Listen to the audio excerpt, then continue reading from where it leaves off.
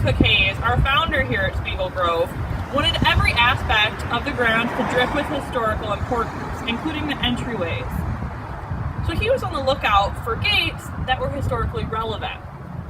And in 1921, when he was marching in the parade for the burial of the unknown soldier in Washington, D.C., he approached the Commissioner of Buildings and Grounds, asking if he could have one of the gates from the Botanical Gardens. The commissioner replied that he had better gates for Webb, and they were the gates from West Executive Avenue that were along the White House. And Webb was very excited and thought that it was an awesome opportunity, and so he agreed. The commissioner asked that Webb get permission from President Harding, and then the commissioner would give him the gates. And so Webb approached Harding, asking if he could have the gates. Harding agreed. And by the time Webb got back to the commissioner's office to ask for the gates, with Harding's approval, the commissioner had gone for the day. So having missed the commissioner in Washington, D.C., Webb went back home to Ohio. He continued to work with President Harding to try to get the gates back here to Spiegel Grove. And during that process, Congress found out that Harding was trying to give away government property and got upset. So Congress informed Webb and Harding that it was only within their rights to give away government property, and it had to be presented as a bill before Congress to get approval. And so Webb enlisted the help of our Ohio senators and representatives to get this bill passed through Congress.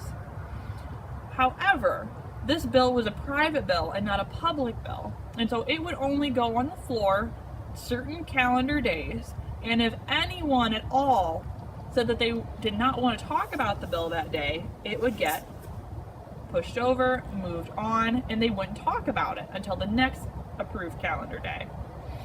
So this happened for years and years, and the bill did not pass. It was not talked about until about 1926.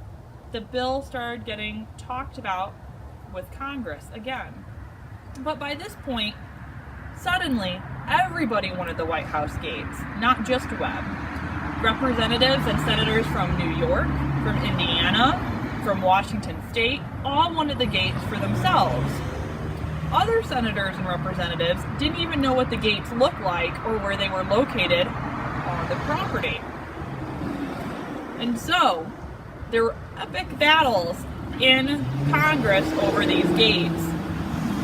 In some ways, the newspapers were very entertained by this argument, saying that suddenly useless White House gates were very important and that representatives and senators suddenly all wanted them. And so, in about 1927, Congress was able to pass the first bill regarding these gates. The bill simply stated that the gates were allowed to come down, but it did not state where they would be taken. And because the final destination was not outlined by the bill, the gates went to the junkyard and had to be put out to bid if anybody wanted them. And so Webb had to put in a bid for the gates. His bid was not accepted. It was not the highest bid. And so it looked like Webb would not get them for Spiegel Grove.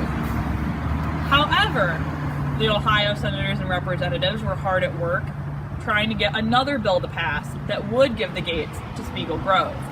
And in 1928, that bill did pass, enabling us to have the White House gates here at Spiegel Grove.